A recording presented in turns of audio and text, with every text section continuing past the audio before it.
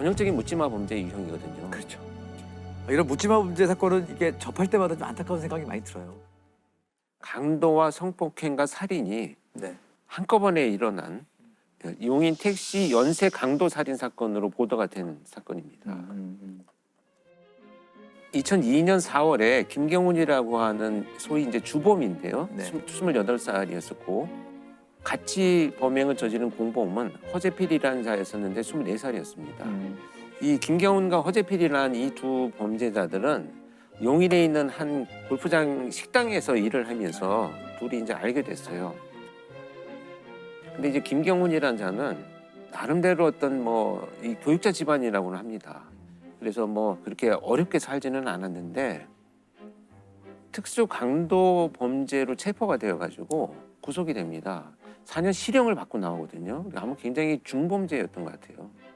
어찌됐건 그 범죄를 저지르고 난 이후에 총 전과 7범의 범죄를 저지르면서 계속 범죄를 이어왔습니다. 이제 그 당시의 수사 기록들을 검토를 해보면 대부분 성범죄와 관련된 범죄가 계속 이어져 왔다. 그래서 돈과 여성에 어떤 집착하는 네. 이런 유형이었다라고는 알려지고는 있습니다. 근데 허재필은 의외로 그런 어떤 그 전과가 없어요. 빚이 좀 있었다 그래요. 근데 당시에 월급이 이제 워낙 얼마 되지 않으니까 김경훈이가 이제 제안을 합니다.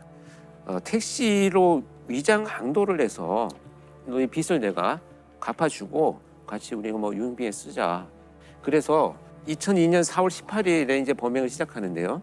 둘이서 차를 타고 가가지고 허재필은 트렁크에 숨어 있고 김경훈이가 자신이 알고 있는 여성에게 그날 잠깐 만나자라고 이제 제안을 해서 영동 고속도로 상에 있는 한 휴게소로 이제 유인을 해서 태워서 갑니다. 그리고 그 휴게소에 도착을 한 다음에 트렁크에 숨어 있던 허재필이가 나와서 김경훈과 합세를 해서 이 여성한테 금품을 강취를 합니다. 그래서 카드를 강취한 이후에 이 여성을 살해합니다. 그리고 이제 인근에 안매장을 한 뒤에 12회에 걸쳐서 286만 원을 인출을 합니다. 그래서 이제 이 살인을 한 이후에 자신감을 가지죠. 이 범죄자 둘은 이제 우리가 뭔가 해낼 수 있다. 두 번째 사건은 며칠 지난 다음에 두 사람은 주차된 택시에 택시 번호판을 일단 훔칩니다. 그리고 그 위에 있는 캡을, 택시 캡 있잖아요. 네. 그것까지 훔쳐와가지고 네. 자기 차에 장착을 해요. 그러니까 번호판하고 그 캡을 캡만 훔쳐서 자기 차에, 그러니까 자기 일반 승용차에 택시로 위장을 한 거죠. 그렇게 이제 택시를 하나 만들어가지고 용인 일대를 돌아다니기 시작을 합니다. 그리고 그날 밤에 오후 11시경에 수원의 한 도로에서 택시를 기다리던 여성을 이제 차에 자연스럽게 태워가지고요. 현금 2만 원을 강취를 하고요. 신용카드를 빼앗습니다. 그리고 노끈으로 목을 졸라서 살해하고 트렁크에 유기를 하죠. 불과 다음 날 이제 하루하루 계속 범죄가 이어집니다. 그래서 밤만 되면 택시를 기다리는 여성을 태워가지고 같은 방식으로 범행을 하고 살해를 합니다. 결국은 이거 카드로는 어차피 많은 돈을 뽑을 수는 없잖아요.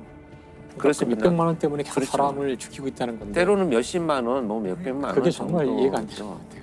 근데 이게 되게 중요한 부분이에요. 범행이 탄로날 것 같아서 살인을 저질렀다라고 하는 것이 이 범죄자들의 특징으로 지금 보시면 될 것 같고요. 그리고 나서의 이 범죄자들이 자신들의 범행에 대한 이제 수사망이 좁혀지기 시작을 하니까 갑자기 이제 그 다음날 패턴을 바꿉니다. 이 번호판과 캡을 떼어내고 세 명의 여성이 같이 서 있는 곳에 가서 같이 놀러 가자, 드라이브를 하자 이렇게 이제 유인을 합니다. 유인을 해서 자기 차에 태운 다음에 2명을 성폭행을 하고 또다시 같은 방법으로 노끈으로 피해자들을 살해합니다. 그러다가 이제 체포된 과정을 보면요, 계속 범죄가 이제 성공을 하니까 용인의 한 회사 주차장에서 이제 번호판을 훔치려고 하다가 경비원한테 발각이 됩니다. 그래서 이제 경찰에 신고가 되어가지고 절도 범죄로 경찰이 출동을 해서 두 사람 체포를 하는 과정에서 김경훈이 경찰에 도착하기 전에 이제 도망을 가게 됩니다. 도주 하루 만에 경찰은 이제 김경훈의 은신처를 찾습니다. 그래서 이제 방을 급습을 했는데 급습하는 순간에 이미 김경훈은 자신의 목을 찌르고 피를 흘리고 있던 상태로 발견이 됐죠. 그래서 이제 경찰이 병원으로 후송을 했지만 결국 사망을 하게 되죠. 경찰은 이내 동생을 앞세워 용의자 김 씨가 은신 중인 포항의 한 가정집을 덮칩니다.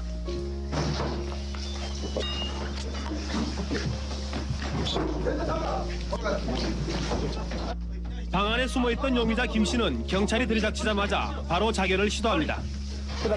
용의자 김 씨는 병원으로 옮겨졌으나 오늘 오후 6시쯤 끝내 숨졌습니다. 그래서 그 사실은 체포될 당시에 경찰이 정말 놀랬다 그래요. 저는 이제 투입되지는 않았었는데 차에 그냥 시신들이 이렇게 포개돼 있었죠. 뒷좌석하고 뒷좌석과 트렁크에 그냥 뭐 이렇게 그냥 마치 짐짝처럼. 어떻게 싣고 다니지? 그러니까. 그래서 시신을 싣고 다닌 차량으로 굉장히 유명했던 이런 사건입니다. 결국 이 두 사람은 단 11일 동안 여성 6명을 살해하고 그들이 뺏은 돈은 단 520여만 원에 불과했다고 합니다. 연쇄 살인범 허재필은 경찰에서 쓴 자술서에 잡히지 않았다면 계속 사람을 죽였을 것이라고 썼습니다. 허재필은 이 자술서를 쓰면서 끝내 회한의 눈물을 흘리며 용서를 빌었지만 용서받기엔 그의 범죄가 너무 중하고 큽니다. 허재필은 체포가 되어가지고 사형 선고를 받고 현재도 수감 중에 있습니다. 근데 사형수로 지금 현재까지 수감을 하고 있는 거죠. 아니, 살인 전과가 없었던 두 범인이 어떻게 첫 범행부터 이렇게 다양한 살인의 강도에 의아하거든요. 그렇죠. 저도 이 질문 되게 많이 받거든요. 그런 일들은 사실 많이 일어납니다. 근데 이들이 갖고 있는 소위 목표는 자신이 원하는 어떤 목표를 이루기 위해서를 이것을 좀 도구처럼 쓴다는 건데 사이코패스들하고 좀 다른 의미를 갖고 있어요. 여기에서 우리가 어떤 걸 주목해야 되냐면 택시 연쇄 강도 살인 사건의 본질은 금품 감취의 목적인 강도 범죄를 이어나가기 위해서는 어떻게든 증거가 인멸되어야 되고 그렇죠. 증거 인멸의 방식은 성폭행을 하는 것이고 신고하면 결국 너만 손해다. 가족들이나 남편 또 다른 사람들이 알게 되면 이런 이제 신고되지 않는 범죄들이 훨씬 많고요. 네. 정확한 내용을 파악하기도 어려운 한계들이 있습니다. 또 신고율이 거의 10% 넘어가는 통계가 잘 없어요, 실제로. 전체 사건 중에 10%를 잡아도 아주 많이 잡는 통계고.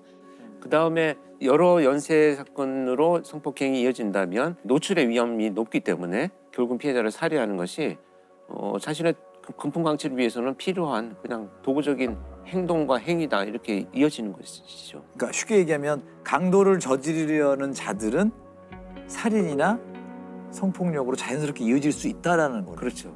예, 결국은 이어지기도 하고 짧은 시간 안에 혼합되어서 나타나는 것이 우리가 연쇄를 빨리 차단해야 되는 가장 중요한 이유가 되겠습니다. 강도 범죄를 이게 조금 뭐 살인보다는 좀 가벼운 범죄 이렇게 볼 게 아니네요. 그렇죠. 보통 그렇게 보잖아요. 그래서 그렇죠. 예. 그래서 그냥 연쇄 강도야 한 10건 저질렀대. 뭐 차량 절도범이 10건 지금 발생을 했대라고 하는 것에 대해서 우리가 좀 심각하게 생각해야 될 필요가 있다 이렇게 말씀드리고 싶습니다. 연쇄 성범죄자들의 그들만의 특징이 있나요? 연쇄 성범죄자들만의 특징을 몇 가지만 요약을 해보자면 첫 번째로 범행 도구나 이런 것들을 좀 치밀하게 준비를 하고 납치, 유인, 감금 이런 것에 굉장히 능숙하기 때문에 네. 피해자들이 저항을 하지 못하는 경우가 많이 나타나고 있습니다. 그리고 익숙한 장소에서 범행을 계속 이어갑니다. 그러니까 자기들이 네. 익숙한. 초기 단계에서 범행을 저지를 때 성공한 그런 익숙한 장소들이 있어요. 그다음에 이제 이 여러 연구에 의하면 사실 성범죄라고 하는 것이 성적 만족보다는 피해자에 대한 권력을 행사하고 통제하려는 욕구에서 비롯된다라고 하는 연구들이 굉장히 많습니다. 그래서 이런 그 몇 가지 특징들을 대표적으로 나타내는 범죄가 이중구 연쇄 성폭행 사건으로 알려져 있는 사건입니다. 1998년부터 2005년까지 발생한 사건입니다. 그래서 7년간이요? 7년간. 동안 7년간 사실 이제 전국을 다니면서 범행을 저질렀는데 DNA로 밝혀진 것만 77건입니다. 나온 것만 DNA 이름으로. 검사로 확인된 것만 77건이고 체포된 이후에 밝혀진 것도 30건 정도가 되고요. 총 184명의 피해자를 남긴 정말 희대의 연쇄 성폭행 사건으로 남아 있습니다.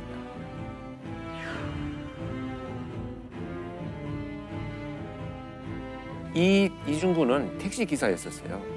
그런데 범행이 처음 발생한 발단이 뭐였었냐면 어떤 여성이 밤늦게 자기 차를 탔는데 돌아왔다라는 이유로 차량 내에다가 택시비를 던져주고 갔다는 거예요. 이건 뭐 본인이 주장하는 겁니다. 그러다 보니까 이제 화가 나서 그 여성이 들어가는 집을 기다리고 있다가 나중에 침입을 했어요. 침입을 했더니 그 여성이 혼자 있어서 자기가 성폭행을 저질렀다라고 이렇게 주장을 합니다. 그 이후로 이제 지역을 옮겨가면서 엄청난 연쇄 성범죄를 저지르기 시작합니다. 주로 젊은 여성들이 많이 살고 있는 대전의 한 원룸촌입니다. 지난 10년간 이 지역에서만 100여 건의 성폭행이 신고돼 여성들의 불안감이 계속되었습니다. 답답하죠. 왜 못 잡을까? 빨리 잡혔으면 하는 바람이죠. 아니, 피해자 수도 굉장히 충격적이고 수법도 굉장히 지능적이고 잔인하다고 들었거든요.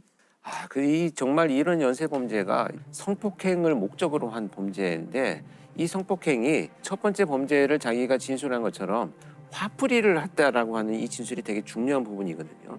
그러니까 성폭행을 통해서 피해자가 정말 회복될 수 없는 끔찍한 일을 당하고 있는 이런 어떤 고통스러운 모습, 여기에서 아마 굉장히 큰 자극이 된 것으로 판단이 됩니다. 그러다 보니까 범행이 이어져가는 수법도 굉장히 지능적이었고 잔혹했습니다. 범행 초기엔 주로 원룸에 혼자 사는 여자들이 대상이었습니다. 늦은 밤 귀가하는 여성을 따라 들어가거나 아예 가스 배관 등을 타고 미리 들어가 여성이 귀가하길 기다렸다가 성폭행하는 식이었습니다. 이후 발발이의 범행은 갈수록 점점 더 대담해졌습니다. 같은 장소에서 여러 명의 여성을 동시에 성폭행한 경우도 여러 차례 있었습니다. 심지어 한 번 성폭행한 여성을 다시 찾아가 또 성폭행한 경우도 있었습니다. 7년 동안 그 수많은 피해자들 중에 몇몇은 경찰에 신고했을 것 같은데 그런 건 없었나요? 경찰에 신고를 당연히 했죠. 신고를 해서 경찰이 수사를 했는데 이 당시에 저도 사실 그 현직에 제가 있었을 때인데 네. 계속되는 범행이 이어지니 지방에 있는데 이런 범죄 패턴에 대해서 이제 음성 의뢰를 받았었는데 그 당시에 몇 건의 신고된 피해자들은 전부 성폭행이 일어나고 난 이후에 몇 시간 동안을 씻게 만들었어요. 그래서 현장에서 증거물 확보가 뭐 불가능했었죠. 피해자들이 그러고 나니까 신고를 해도 불가능하겠다라고 체포가 불가능하겠다라고 포기하는 부분들도 많이 있었고요. 그러나 이제 뭐 증거가 나중에 나오긴 했습니다만 이 연쇄 성폭행 이중구의 이런 범죄 유형이야말로 우리가 생각하는 어떤 테러와 같은 정말 성범죄죠. 이런 끔찍한 범죄 행각을 좀 끊지 못했던 이 심리가 뭘까요? 이런 범죄를 저지르는 자들이 마치 이제 중독이라고 표현하는 이 뇌 기능의 변화를 같이 일으킵니다. 그러니까 예를 들면 내가 사람들한테 늘 모멸과 멸시를 받아왔다라고 생각하는 이런 왜곡된 주관적인 어떤 감정, 이런 것들을 이제 누군가를 지배함으로 해서 회복한다라고 하는 이런 그 감정으로 연결됐을 가능성이 굉장히 높다고 보고요.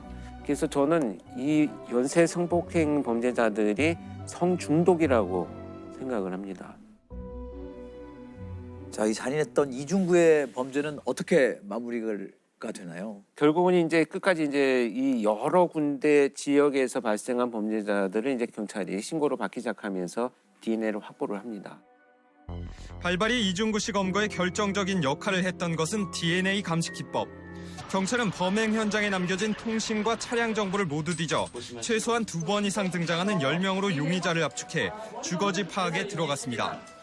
이 씨는 용의자 중 한 사람으로 지목됐고 이 씨 집에 남아있는 자녀의 DNA를 확인한 결과 가장 유력한 용의자로 결론 내렸습니다. 이중구의 형량은 어떻게 됐나요? 그래서 이제 그 최종 77건의 성폭행 사건의 범인으로 일단 확정이 되어가지고 무기징역이 선고가 됩니다.